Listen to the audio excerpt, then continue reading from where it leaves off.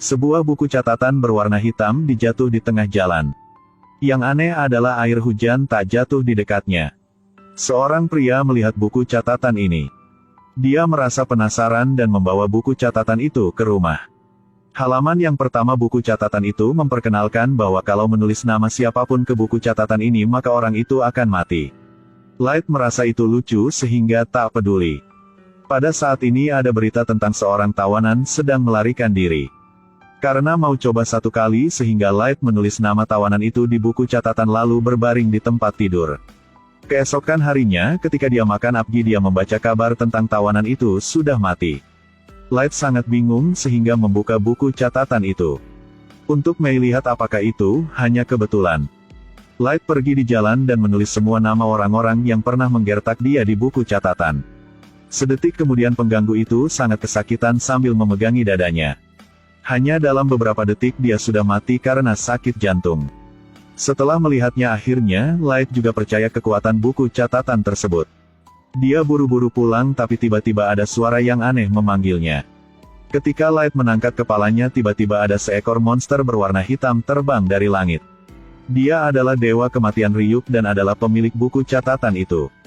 Sekarang buku itu sudah dijemput oleh Light sehingga Dewa Kematian hanya bisa ikut pengaturan Light. Sejak itu tindakan-tindakan Light semakin gila.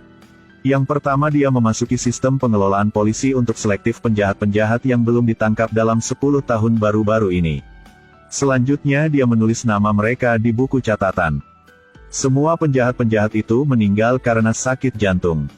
Dengan cepat masalah ini diperhatikan oleh FBI. Di internet juga melebarkan berita-berita dengan cepat. Netizen menganggap orang misterius ini sebagai idola mereka. Bahkan memberikan satu nama itulah Kira untuk dia. Light dipuji sehingga sangat senang. Tapi juga ada beberapa orang berpikir bahwa cara Kira membuat mereka takut. Polisi sudah menyelidiki berhari-hari tapi tak ada bukti apapun. Untuk dengan cepat menutupi kasus ini mereka menemui seorang detektif yang sangat terkenal dengan sebutan L. Dia mulai sebuah acara live stream di seluruh dunia dan mengumumkan selama 3 hari akan bisa menangkap orang itu. Tapi dia entah bahwa Light juga sedang menonton live stream. Inilah acara yang menyalakan langsung di seluruh dunia. Seorang dengan sebutan L memberitahu sudah ada lebih dari 100 orang dimatikan dengan cara yang aneh. Dalam 3 hari depan dia akan menangkap orang itu. Dan juga berkata bahwa tindakan orang itu sangat kekanak-kanakan. Tapi pembunuh sedang menonton TV sekarang. Light merasa kata-kata L sangat lucu. Jadi dia segera menulis nama dia di buku catatan. Tiba-tiba orang yang sedang live stream mulai sakit jantung dan jatuh di depan kesaksian seluruh dunia. Light sangat puas tentang tindakannya. Tiba-tiba layar TV berubah adegan. Ternyata L masih belum mati, orang tadi hanya pengganti dia. Tapi hal yang membuat dia tak duga adalah siaran langsung L diumumkan secara global. Tapi itu sebenarnya terbatas pada mereka yang di Tokyo yang bisa menontonnya. Jadi ruang lingkup penyelidikan polisi sangat berkurang. Light marah sehingga mau membunuh L. Bahkan Dewa Kematian juga merasa itu menarik. Membiarkan saya lihat siapa yang akan memenang pada akhirnya. Melalui analisis data dan penentuan bahwa orang misterius tersebut masih berstatus pelajar. Dan pengganggu jawaban kasus ini adalah ayah Light. Light memasuki komputer ayahnya dan menulis nama-nama penjahat di buku catatan. Orang-orang yang meninggal secara aneh semakin meningkat. Seorang akan meninggal per jam. Dari daftar orang meninggal, L analisis mungkin orang itu adalah anggota keluarga salah satu orang yang ada di sini.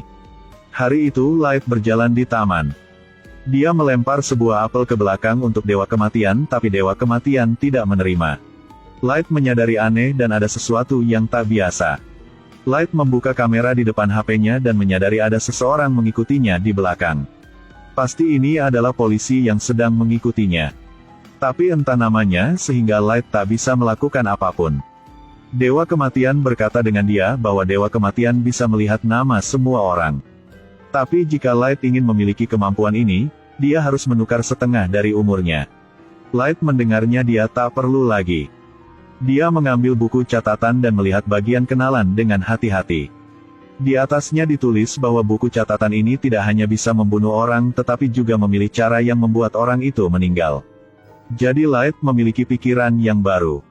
Keesokan harinya ketika Light sedang duduk di bus dengan pacarnya, orang yang mengikutinya muncul.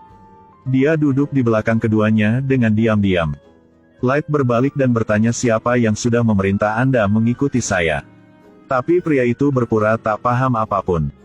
Tiba-tiba ada seorang perampok naik bus itu. Light mengambil kesempatan menulis di kertas untuk mengatakan orang di belakang bahwa dia bisa mengalahkan perampok itu. Tak disangka orang itu memperingati jangan bertindak apapun, sekaligus mengeluarkan kartu FBI. Jadi Light tahu namanya Raye. Selanjutnya Light melempar kertas itu ke tanah. Tindakan ini menarik perhatian perampok. Dia menjemput kertas itu dan ketika berbalik dia diancam oleh Dewa Kematian. Dewa Kematian juga tak paham apapun. Ternyata kertas itu dirobek dari buku catatan itu.